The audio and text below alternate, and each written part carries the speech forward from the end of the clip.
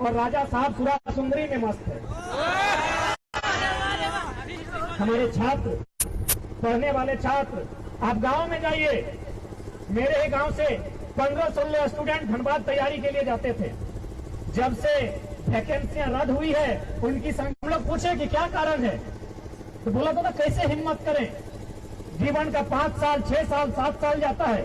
अरे समय जाता है तो अलग विषय है, बाप की आधी पूंजी चली जाती है, माँ की आंखों की रोशनी चली जाती है, सपना टूट जाता है। तो क्या करें? आखिर पढ़ना भी तो इसीलिए चाहते हैं कि एक नौकरी करें, और नौकरी भी तो इसीलिए करना चाहते हैं कि छोटी सी कमाई हो जाए। तो हम 5 साल अपना बर्बाद करने के बाद अपने बाप की आधी पूंजी हाथ बटाएं। पैसा कमाने से तो मतलब है।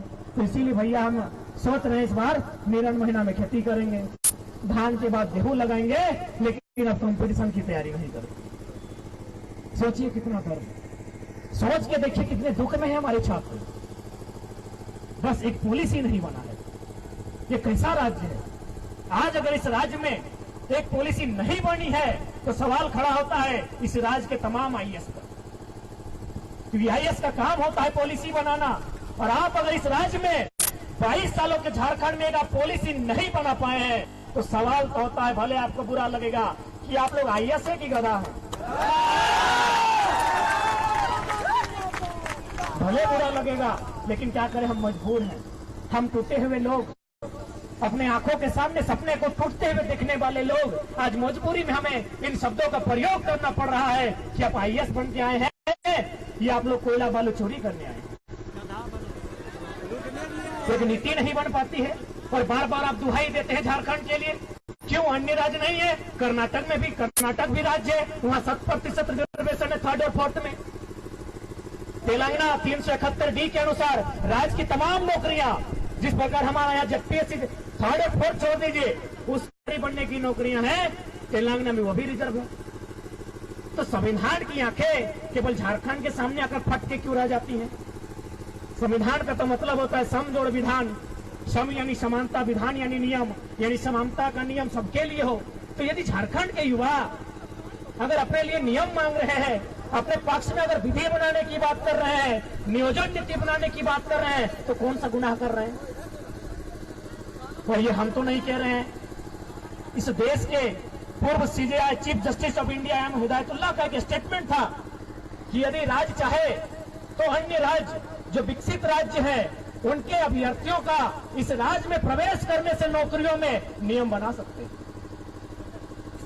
और हम स्वीकार करते हैं, चाहे बंगाल हो या बिहार हो, हमसे तेज है। सबसे ज्यादा कंपनी कोलियरी में बाबू लोग देते हैं, हम स्वीकार करते हैं। और तो हमें अगर अधिकार मिलना चाहिए तो सबसे पहली बात, नियोजन नीति में हमारी भाषाओं का बैरियर हो, हमारी भाषाओं की प्राथमिकता होनी चाहिए। लेकिन आज जो भी पॉलिसियां लेकर आ रहे हैं, आप देखिए, स्थानीय भाषा का बैरियर खत्म। यदि स्थानीय भाषा का बैरियर खत्म है, इसका मतलब वो वैकेंसी किसके लिए है? स्थानीय के लिए तो नहीं है। यदि स्थानीय भाषा का बैरियर है ही नहीं तो वैकेंसी है किसके लिए? तो इन परिस्थितियों में यदि हम लोग आंदोलन के लिए बाध्य हैं तो कहीं ना कहीं इसकी रिस्पॉन्सिबल राज्य की सरकार है। मुख्यमंत्री विधानसभा के भीतर रोते हुए कहते हैं कि लड़का लोग हमको मुख्यमंत्री बोलता है।